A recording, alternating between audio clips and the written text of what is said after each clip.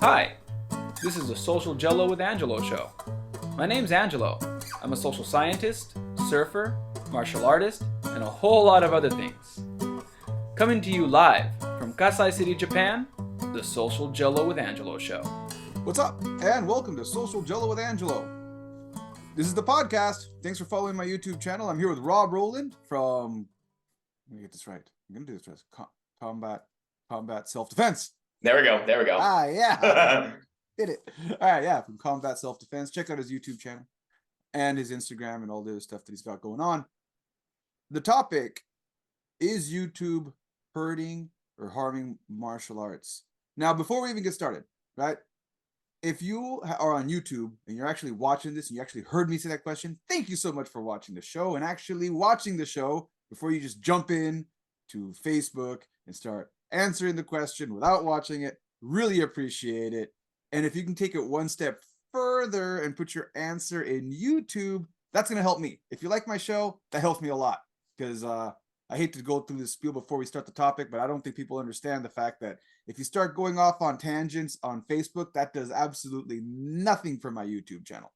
Not that I'm trying to be a YouTuber, unlike young Rob over here, who's very successful at what he does. But it does help if you want to continue to see this channel grow and have more guests and stuff. If you jump on YouTube, even if it's to say, thumbs up, you don't even have to say anything. You put an emoji. It helps a lot. I appreciate it. Subscribe and like. All right, got that out of the way. Now, I'm just going to hand it over to you. Rob, what do you think? Is it hurting or helping martial arts? So overall, my view on this is like anything regarding the internet, right? Putting information out there is never a bad thing, right? More access to more information is always good. That's how we went from thinking the earth was flat to a lot of us knowing that it's not, and a good amount of us thinking that it is. But, we started thinking out the earth was flat, that the earth is the center of the universe, that X, Y, or Z thing had to be true because we believed to be true. And then information became more widespread. And now most people, more people than ever before, have access to information and knowledge they didn't have, right? More people know how to read, know math, know science, know history than have ever known in human history. The same is true of martial arts, right? Martial arts is by and large a physical movement. There's always been libraries, there's always been, pictures of what martial arts looks like, but you don't really know what it is until you can see it in motion, right? Martial arts is the study of motion against another human being. So YouTube being the ability to just turn your camera on and record your class or your drill or whatever means that every single person on the planet, it means you and I in Japan and Texas can interact with each other. There's no real bad side to that if we're being honest about what we're doing here, right? If it's about the study of martial arts and the continuation from point A to point B to point C to generations down the line, this is the best thing that could happen. All right. Now, from my take on it, I know it's going to sound hypocritical because I am on YouTube and I got special permission from my instructor to put up our curriculum on YouTube. And I guess a good story to start this off with is why my instructor did not he did put his stuff up on YouTube, but he got a long time ago when YouTube was in its rudimentary phase, not where it's at right now. I'm talking about about 15 years ago. About 15 years ago, maybe 10, between 10 and 15 years ago. So a decade ago, more than a decade ago, my instructor put up a video of me and some other black belts who were just beginning. I just started doing Brazilian Jiu-Jitsu, and I was going over how to incorporate, because we already had, of course, with Kajukenbo, and I don't feel like doing it. Just check out, at the end of this episode, what is Kajukenbo is there. Just please watch it. Then I won't have to explain it. Again, it's there. Use the internet. Google it. You'll have an idea what I'm talking about. But you know how in our school, we incorporated a lot of judo, but not a lot of Brazilian Jiu-Jitsu. So I did some Brazilian Jiu-Jitsu, was incorporating into our program. I came up with this idea at the time called, it was supposed to be Combat Technique Sparring, CTS for short. And the idea was to use the kinds of things that we saw happening a decade ago in the cage in MMA, but still have it be Kajukenbo. So like still have it be for self-defense applications, not just the idea. So we were doing 2-on-1s, right? So we were still doing 2 guys against 1 guy, but at the same time, keeping in mind that injuries, right? We were all younger guys at the time, but we still knew, hey, things can escalate real quickly, especially on 2-on-1s. So let's try to keep things light, and that's why we didn't want to exactly go full contact. So either way, we put together this. I had this idea, and then we said before we start doing the sparring, let's just do some of our self-defense with some of these concepts, right? So we just did we did our self-defense, like a monkey line. For those of you who are martial artists, you know what a monkey line is. For those of you who are not martial artists, a monkey line is when you line people up, they all get together, they do one set of techniques, and then the next person comes up in line. So we did this. We did that first, and so my instructor put some of that up, and then he also put up some of the sparring too. And I thought it was great. I mean, I looked at it. The footage, I had no problem with it. I was happy with it. But of course, your martial artists started showing up and saying all kinds of stuff. You know, that technique sucks. That would never work that would never work in a cage. His ground control. I forgot what the array of trolls that showed up to talk shit about the kind of practice that we were doing. So initially, where we were really excited, and I was really excited because I didn't have a channel at the time, and I was really excited my instructor decided to put it up on his channel. My instructor said, I just pulled it down. Most of the stuff I'm getting is negative feedback, and I really don't like sharing stuff on the internet. Anyway, as he put it. So with that as the background story to where I finally decided to put myself on the internet was the downside is you're going to receive criticism, and some of the criticism may be valid. But as you know from running your channel, you're going to receive a lot of criticism where you have no idea where this criticism is even coming from, who the person is, because of the anonymity behind, especially YouTube. At least with Facebook, sometimes trolls will put a fake profile or whatever. But for the most part, you're going to actually see the person giving you the criticism. And sometimes it's even someone you know, which makes it kind of tough. But at least you know who they are. But the anonymity, I think that's a word, of anonymity. There you go. There it is. See? Thank you. Rob, English is obviously your first language. Yeah, for those of you who don't know, Spanish is actually my first language. But anyway, and now Japanese. Anyway, because of that, it does open a can of worms as far as who is saying what. And another negative thing is these people tend to kind of follow a main narrative. So let's say right now, the popular, at that time, and now even more so, the narrative is MMA. If you're not wearing MMA shorts and you got a bunch of tats and you're not wearing your t-shirt and you're sitting there and you're not beating oh yeah, one of the people jumped in there. Oh, they're not even hitting each other that hard, right? It's like people were obviously looking at YouTube for entertainment and they weren't entertained by what they saw. And maybe that was another problem. My instructor wasn't putting it up for entertainment. He was putting it up for further study amongst our group to look at and do the same things that the internet was doing, but from a more critical perspective to get better at this thing that we're doing. I'll keep saying that line because Ramsey Dewey's my homie, and check out his channel if you haven't seen it. I like that line, to get better at what we like to do. So that's the negative side, is you will have people that they're kind of a part of they're MMA fighters or girls, because they don't even know who they are, right? They're just a no face, no name, made up name, like Darth Vapor, who shout out to Darth Vapor, bro. I hope you're still trolling me.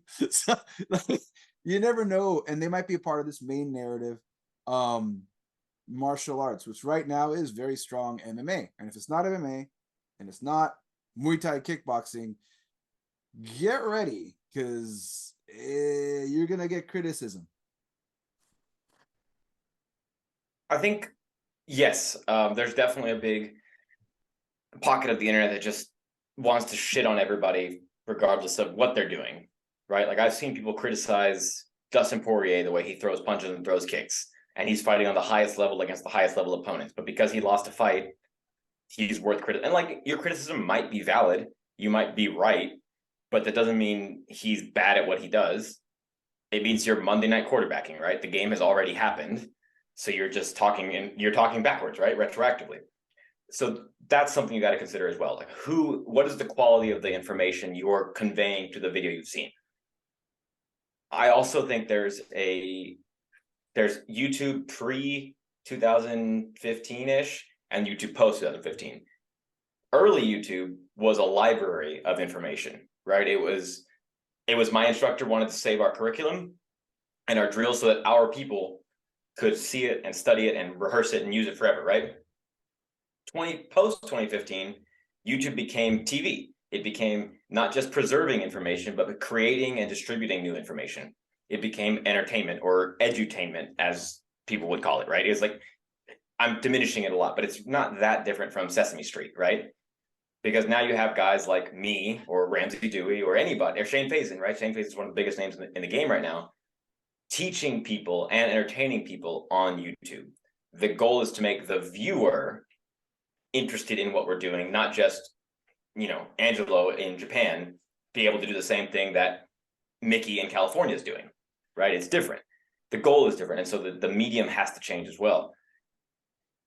But at the same time, I think it's on the creator, the content creator, or the martial artist in this case, to have the wisdom to recognize what criticisms are informed and are valid and which ones are just trying to put them down. Right? Like, I get a lot, like you said, I get a lot of criticism on my channel about what I say and what I do.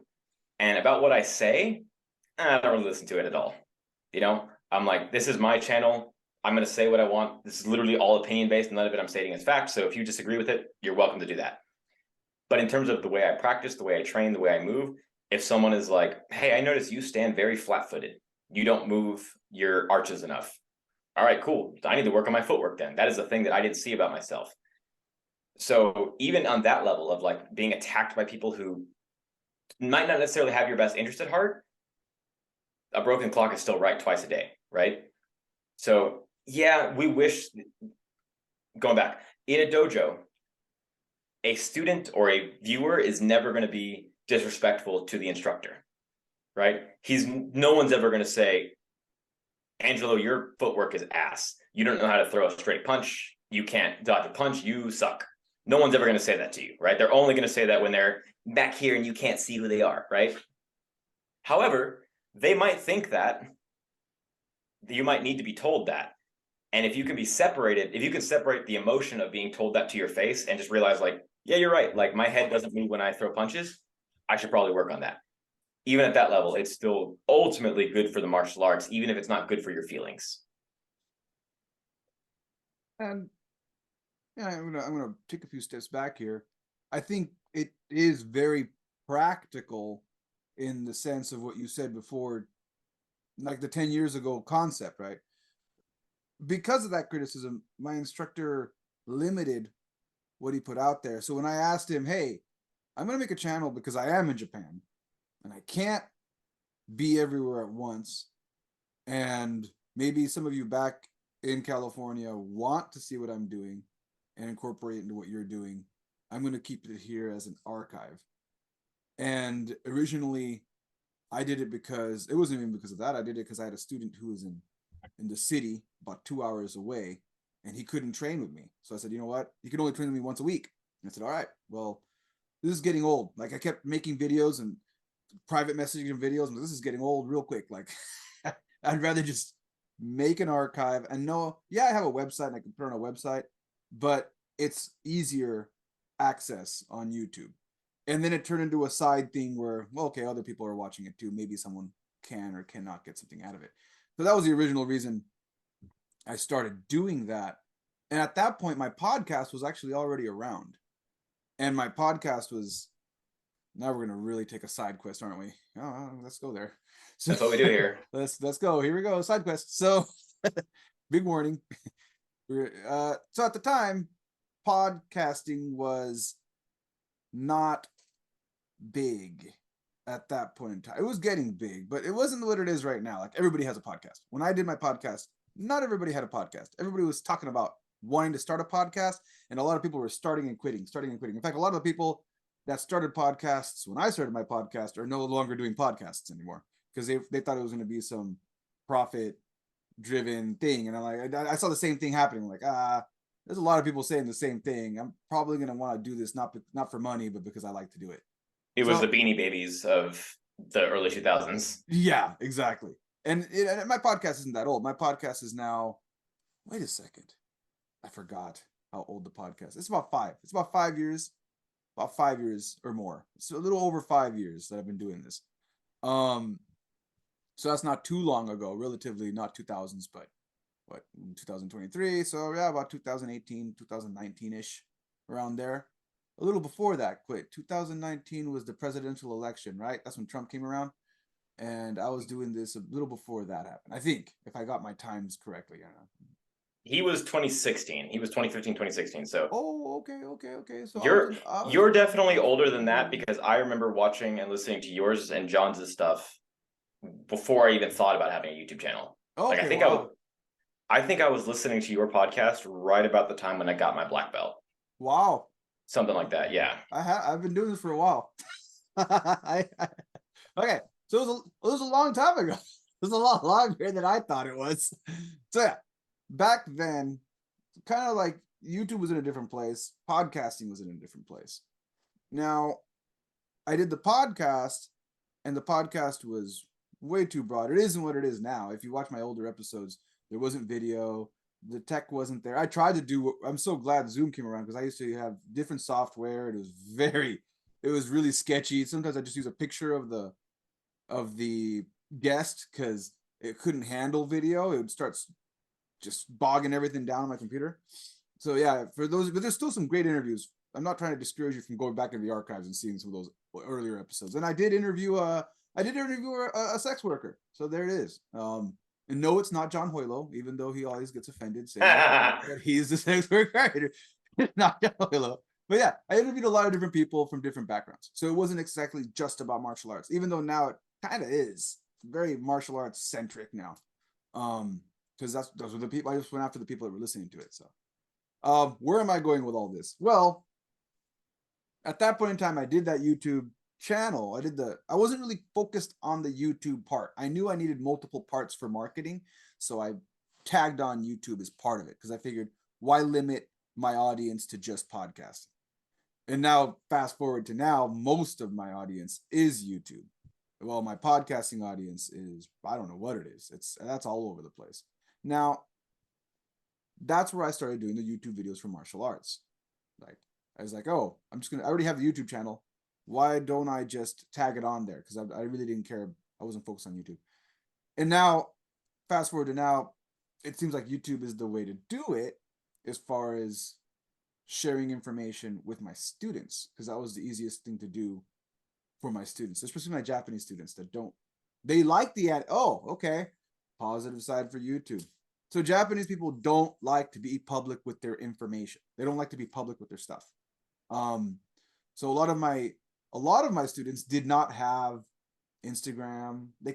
Some of them have Instagram. I convinced them to, because I said, hey, you don't have to put your real name on there. You can put a fake name, a fake picture of a dog, and you can continue to see stuff. But they're still very wary of social media, like in general. The younger generation, not so much, but the older generation, very much. They don't want to be on Facebook. They want a very minimal digital track, if you will, digital footprint. So YouTube allows them to have that. So that was the positive note for YouTube. That, coming back to our main subject, they like the idea that they don't have to have their real name, and they can put a little black whatever, and they can still get the information that they were looking for. So that's one positive aspect. Going back to our negative aspect. Yes, you're right. People can get a lot of data. Like you said, they can see entertaining videos, bettertainment, if you will, edutainment, as you were calling it earlier. They're kind of being educated and they're kind of getting entertained. I started seeing an influx in the younger generation of people who want to do martial arts for a completely different reason from the reason I wanted to do martial arts. Now, I don't know if this has to do with YouTube or the general trend of the newer generation in general. And maybe you can help me pull this apart. I feel like they're kind of mashed together. Where I'd have kids come in saying, I want to be a professional kickboxer, or I want to be a professional MMA fighter, or I want to be a professional boxer. That's why I'm here. And your gym said boxing on it. And I'm like, well, yes, I can teach you boxing, but to be honest, if you want to be a professional boxer, I recommend that you go to a boxing gym, because I am not a professional boxing coach. And if that's really your goal, which half the time they don't know what the fuck they want. They're just saying that because they saw whatever on some guy they like on YouTube who's showing these boxing moves, who's not even a professional boxer. We're gonna go down that rabbit hole. They watched one of my videos. What you're saying? They watched one of my videos and they're like, I want to do that. I want to be that guy. They don't even know, and they don't know. They don't know what's going on. They're like, I saw that guy. He looks cool. I want to be like that guy, and I'm be a professional boxer. And I'm just honest with them. Like I used to try to market them in and be like, hey, and put the extra time into them. But what I mostly found is like a good 6 months into the training, I'm like, okay, because I know exactly what you need. I'm not a professional boxer, but I've had one professional MMA fight and several semi-professional. I say semi-professional because the pros were fighting in the same category and class as me, and they jumped between pro fights and my they have in Japan, they have A class, S class. So A class, the pros can come in and fight you, beat the crap out of you, or you can beat the crap out of them. Either it's a tough fight, and then they turn around and go when there's they'll do that to keep their from getting cage rust, as they call it, where you don't have enough fights. So they'll do that. They'll do one of those fights, and then they'll jump into a pro fight at the end of the year. So that was the category I was fighting in. So I know what kind of training you need to keep up with a professional fighter. I don't go as far as to say I'm a professional fighter because I've never set out to make money off it. So I know what you need, and as soon as I start putting those kids through that, and I'm not for any of you watching, you're probably thinking I'm beating the shit out of kids. This is not what it is. It's just a lot of conditioning. If you see John Hackleman stuff, it's a lot of conditioning, a lot of running, a lot of weight training, a lot of just burpees till you puke. Like it's like any sport. It's you do the sport and a billion other things to get better at it. Yeah. So like that's what I put them through, and then they wouldn't make it. Like I don't want this, or I don't want this through you. Do you really know what you're doing? And get a lot of questions like that. And when they start showing me that kind of attitude, I'm like, okay, well, why don't you just go to a boxing gym? And then I'd see them stick around there and then quit. So that's I guess that's what I'm trying to say. Like I don't know if that's a question, Rob, but those are the kind of people that I see coming in, and I'm trying to pull apart whether that's a new generation thing, a YouTube thing, or a combination of both. And I'll just hand that over to you. I think it's probably just an age thing. I think there's always going to be, I mean, that's martial arts thrives on the young man with a lot of, as my instructor put it, a lot of anger and a lot of cum in his balls. Just wants to come in and, make himself the biggest badass there ever was. That's always been the case, right? That's always how every martial arts gym has always been filled. Like it is overwhelmingly young men who have something to prove. I think what YouTube and really what TikTok has done is spread the ability to do that out to more and more people, right? It used to be either you were living in a rough area and you needed some kind of way to defend yourself to get out of there, or you had enough money to where mom and dad would pay for you to go learn all the fun flippy kicks to get your black belt in the next 2 years. But either way, that's the only way you could do it back in the day, right? It was either martial arts was a sport for the very poor or the very rich. Now, YouTube has created a middle class of everybody. Doesn't matter how much money you have, doesn't matter where you live. You can live in the middle of nowhere as long as you have a decent enough internet connection. You can study Kajukenbo, you can study Wushu, you can study Hapkido, whatever you want at any time. And then you can find the gym in your area that, like, I watched Glover Teixeira fight. He didn't win, spoiler warning, but I like the way he moved and I want to get like that. And no matter what, it really doesn't matter what the medium is, right? It could be YouTube, it could be Bruce Lee movies. You're going to have the student to show up thinking that's what they want. And then when they find out what the cost of that's going to be, not just the monetary cost, but the life cost, like we got to change the diet, we got to change the sleep, we got to change the work ethic. I don't really want to do it that bad. I just want to be famous and tough and rich without working that hard. I think YouTube and the internet made that easier for people, but it didn't create it for people. Yeah. So yeah, that's I don't know. I guess there's some positive there. I guess more people are interested.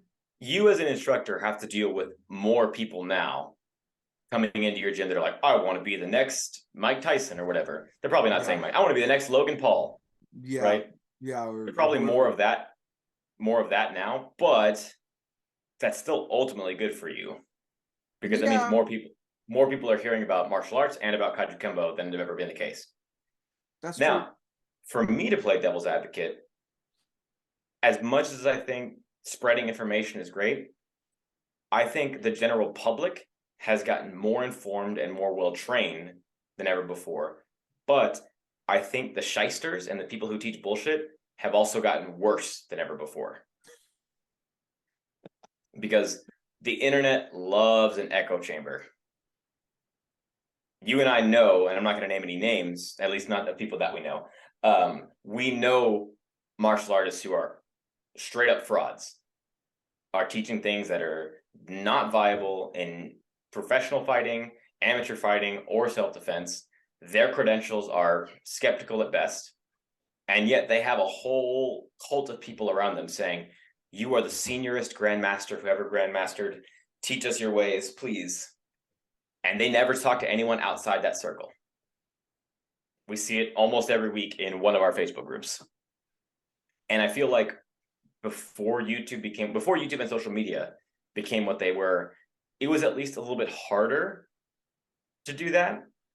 Or if it did exist, it wasn't as prevalent as it is now. Yeah. I think one of the things I see more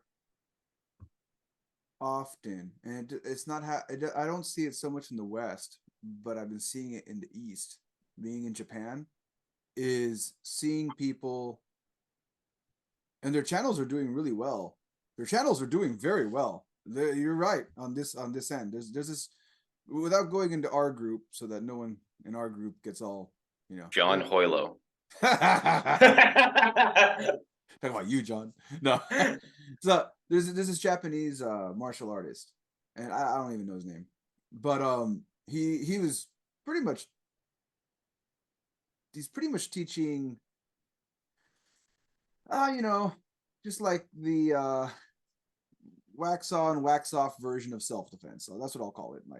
It's very much not legitimate self-defense, and he's selling these instructionals, and I think I don't even want to say the name. I remember the name of the website, but I don't want to give him any more promotion than he's already getting. But yeah, he's big. He's big out in the Japanese community as a black belt in martial arts, and he's constantly pushing BS, bullshito as they would call it in the West, and he controls the narrative. So like I watched the page, and if anybody says anything critical, he'll just delete the comment. And then the majority of the comments are obviously all his students talking about how great he is and the stuff that he's doing.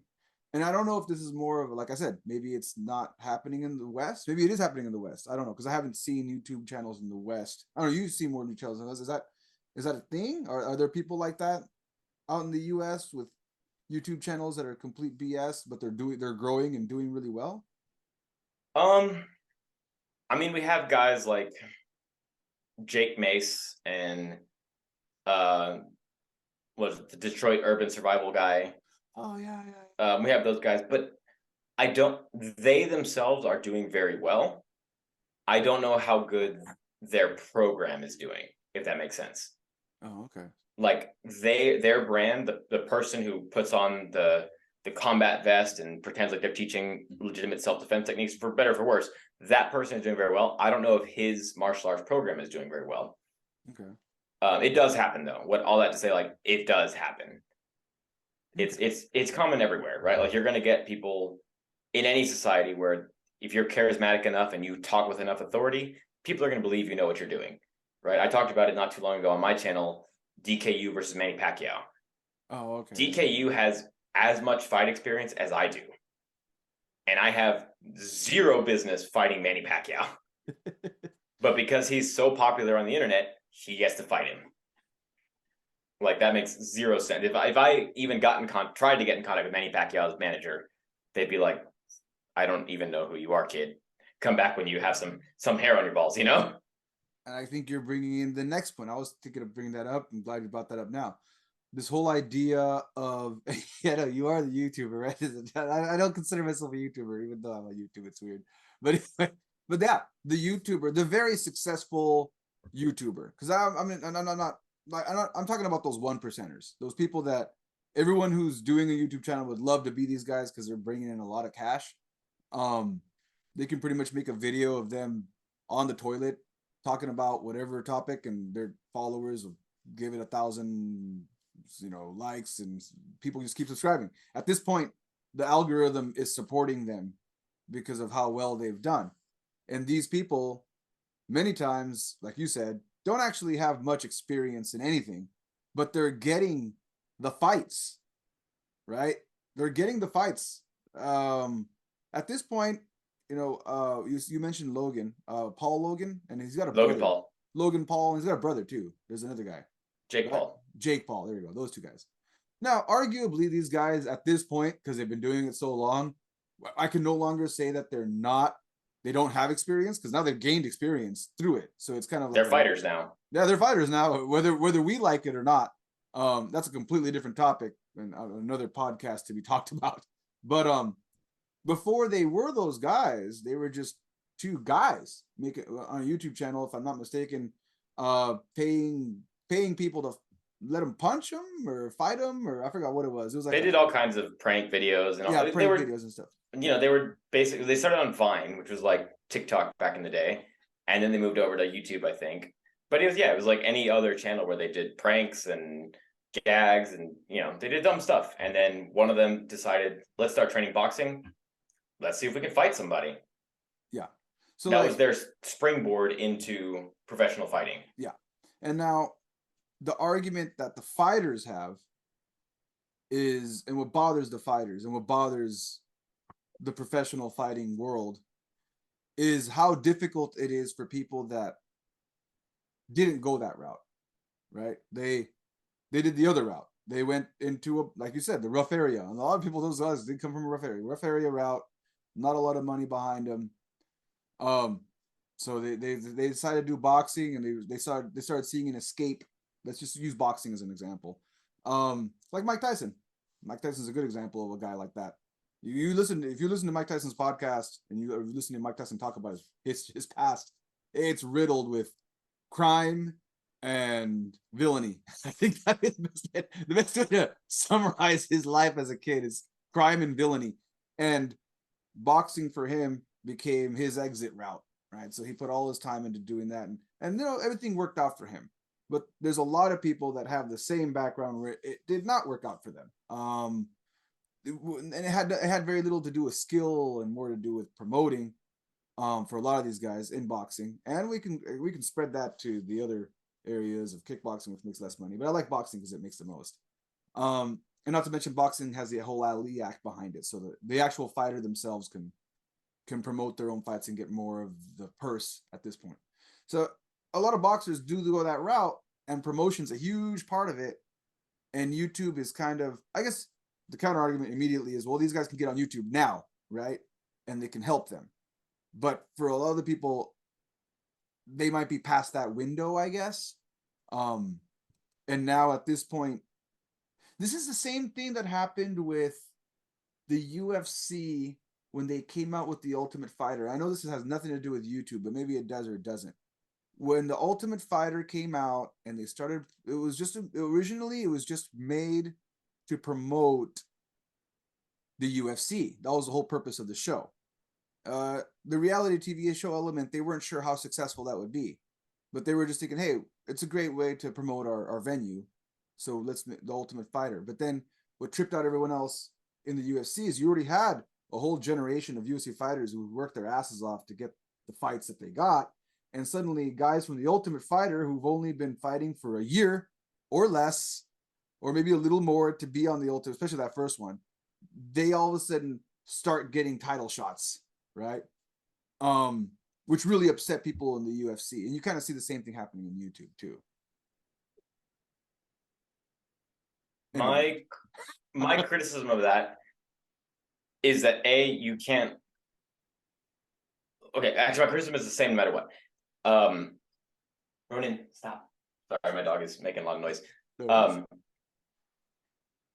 Ultimately, no matter how we want to slice it, one way or the other, professional fighting and personal martial arts training, as in whether we're talking about the guy who gets paid to fight people on TV and the internet, or you and me who train martial arts ultimately because we enjoy it and it's our way of life, both of these people are doing it for entertainment.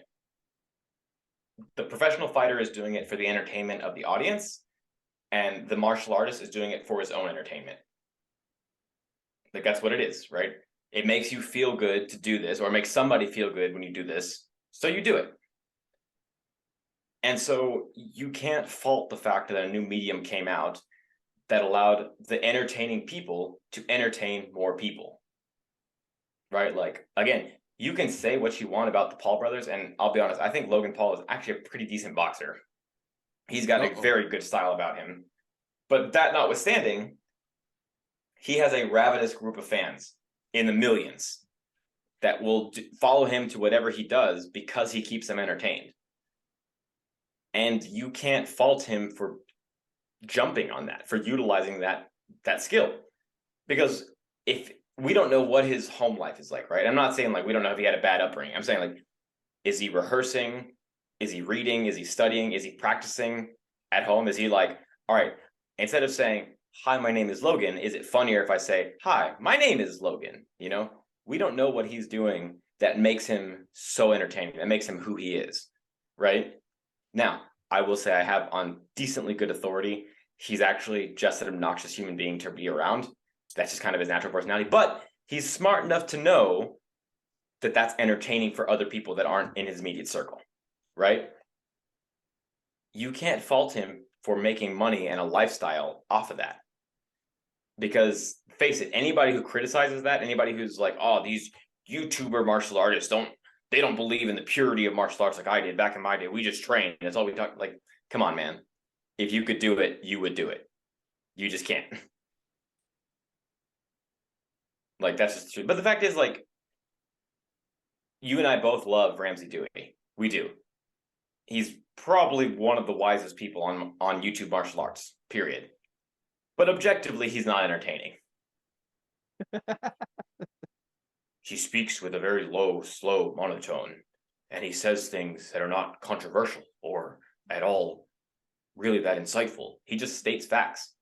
But he resonates with people that are into that.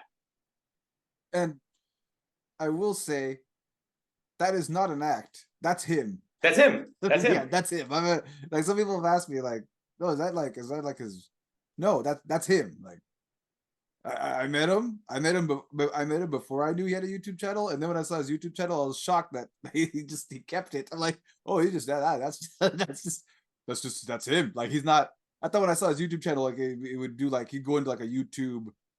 You know how people get into, you know how they get into the way they change the way the rate of speech, how they talk, how they gesture.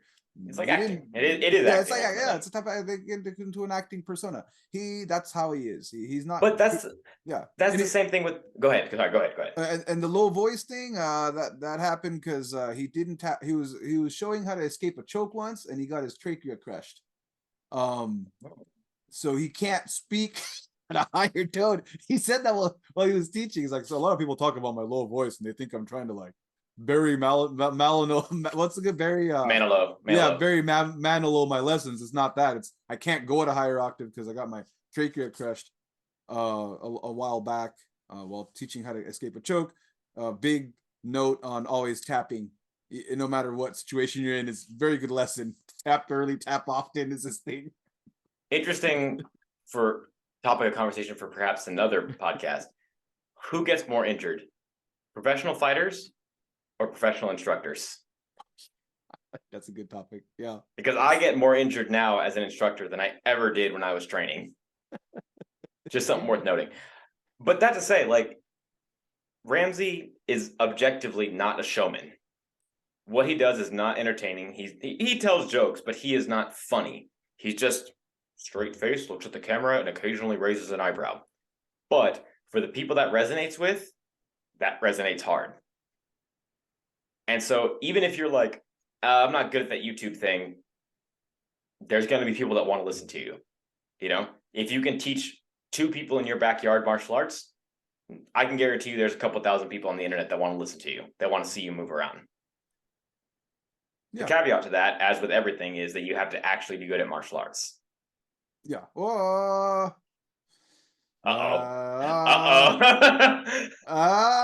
Arguably, what we just said and what we said earlier would state otherwise. Well, okay. Ideally, you're also good at martial arts. Yes, that's what I'd say. Because you can always, and again, going back to the acting, you can look good on camera. You can look good on camera, and cameras, like you said, you can do more than one take. So if you, even if you sucked at something, you can practice it, do it that one time, and never do it again. So arguably, it doesn't guarantee. I mean, for the most part, we'll give it the benefit of the doubt and say 65% is probably they are good at what they're doing. 65% of them are, but there are going to be some people in between that aren't good at what they're doing, but are really good at doing it once for the camera. Yeah. So then that's that. I mean, but this is like what? This is like movies, right? When we're talking about movies, we're talking about the same thing, right? John Wick. I'm sure Keanu. I'm sure Keanu Reeves, right? Yeah, Keanu Reeves. I'm sure he did practice. I saw the videos. Okay, so here's the cool thing. I'm glad you brought up John Wick. John Wick was partly choreographed by the guys who founded the Collier School of Judo, which is a YouTube channel. It is a group of judo black belts who modified their techniques into something that looks a little bit more combative. We can go back and forth on if these things are practical for fighting, but it is very cool to see them move. What they do is very beautiful and very aggressive. It doesn't look like pure judo. It looks like judo with kicks and some aikido throws and punches. It was good enough to get the attention of the fight choreographer from John Wick and say, I want that integrated here. So in a way, without YouTube, we don't get John Wick. And honestly, who knows how much else? Because back in the day, it used to be, how do we find a fight choreographer? Well, the actor takes karate at this place, and that instructor might be able to choreograph something for us. And then that instructor takes off, and he does the next movie, and the next movie, and the next movie. And that's where fight choreographers came from. Now it's like, I'm going to make a kung fu movie. I need someone that I don't have to pay a lot because they've never done this before, but that is very good. Go on YouTube, type in kung fu choreography. Boom, we found Martial Club. All right, that's what we're doing now. So even if we reduce martial arts to just movie choreography, YouTube has been super helpful for that. Yeah. And again, I was going to do a counter argument, but before I do a counter argument, because we're going to wrap this up soon, but this does come back to what I said earlier. I got a lot of shit for this on multiple different Facebook pages when I said that it's a different generation of martial artists, because in my day, I came from a rough area, and I come from a generation that's before YouTube. So if I wanted to find legitimate information when I was younger, when I was a teenager, I had to go to the library and look at pictures, books. Look at microfiche. Yeah. And then maybe I'd come across, I used to watch that's why I watched a bunch of Kung Fu movies. I'm just going to watch a bunch of Kung Fu movies. I can't find anything. I think I ended up with okay access to the internet through my Sega Dreamcast, and it wasn't that great, and I still didn't find anything. And it wasn't until years later, I was already training in martial arts by the time YouTube was anywhere near, and even then it didn't have the channels that it has now. Because a lot of the people that the big instructors, like the Gracies they had a whole fucking, they still do, and they're still very protective of that curriculum. The Gracie Academy is still very protective of that old curriculum. They're still charging people for those videos. I paid $1 for like a whole mess of the old ones, and I'm watching them and laughing at some of the shit they say. But still, they're very protective of it, and they tend not to put it on YouTube. Even them now. So back then, even more. A lot of martial artists, because it was a big money industry. And this is maybe post. This is probably another pre-COVID thing, right? After COVID, the seminar circuit kind of got shut down. But before COVID, you had the whole thing, the seminar circuit. And any non-martial artists listening to this, a seminar circuit was pretty much, there was martial artists from around the world that were good at what they did, questionable. We'll just say most of them, same as YouTube. Good at marketing themselves. Yeah, good at the very marketing least. themselves, and they were good at teaching, and they were charismatic. And they'd all get together in groups, different styles, from jiu-jitsu, Brazilian jiu-jitsu, to judo, to combat, to Kajukenbo, Salat, whatever style it was. And they'd all get together and have these like giant weekend conventions, martial arts conventions, where you can train with any of them, and they just kind of hand out information. And these people were very protective of that information. They'd say stuff like no videos. I never went to a seminar. They were ridiculously expensive. And I was just I'm not going to pay $200 for a weekend of martial arts buffet. It's just not worth it to me. But a lot of people did pay, and it was a really big money system. Some of those guys would have like programs where they'd travel the world and come back to the place they started at within a year. And the people that they saw a year ago, they'd continue to train them once a year, and then they would pay more money for like online curriculum, and it was a whole industry. And the person would get a black belt and everything, right? They were doing that. They were doing that. Where was I going with this? So so that got shut down. That got shut down. And even then, from when I was younger, I couldn't find any information. So what did I get in trouble for? I got in trouble because I said, well, now you can just jump online and literally look up Rickson Gracie breaks down how to do an armbar, and you're gonna find either Rickson Gracie talking about how to actually do it, and or him doing it with another very qualified instructor breaking down what he's doing, so you can figure out how to do that armbar just like Rickson Gracie, which is something that you would have never had back then. Even Rickson Gracie was part of that seminar circuit. You weren't even going to get close to ever seeing Rickson Gracie, even if you had the money. You have to have a lot of money to be able to pull that off. So there is a strong argument to say that YouTube has helped martial arts in that aspect, as far as access to information. But you still, just like Google or anything else with the internet, you still have to be an informed consumer to make sure that the information you have to know what you're looking for, pretty much. If you just go in there and you know nothing, looking for stuff, you're gonna, it's only gonna be as good as what you know. So then again, we go back to, I encourage anyone who's just watching, and not all you non-martial artists, not that many on this program, but I do. That's why I always encourage you. And I say the same thing as, and this is a Bruce Lee quote, like in the very beginning of his book, the Tao. I've heard it called the Tao. I've heard it called the Tao of Jeet Kune Do. He starts off on a big spiel about what he doesn't like about the martial arts world at that time in the 70s. A lot of regiments, a lot of senior grandmasters teaching what he thought was BS, and not enough actual combat. And he goes off on a big spiel and just rips everyone a new asshole. This young guy writing his book. But then right after he says that, right after he goes on that long spiel, he says, I'm going to be showing you the techniques that I've learned in my lifetime from different styles. Then he says, I do encourage you to join a kun or a dojo or a boxing gym or something. I encourage you to join something before continuing to read my book. And I thought that was a really interesting line on his part. Now I'm going to use the same line because I think it's still important.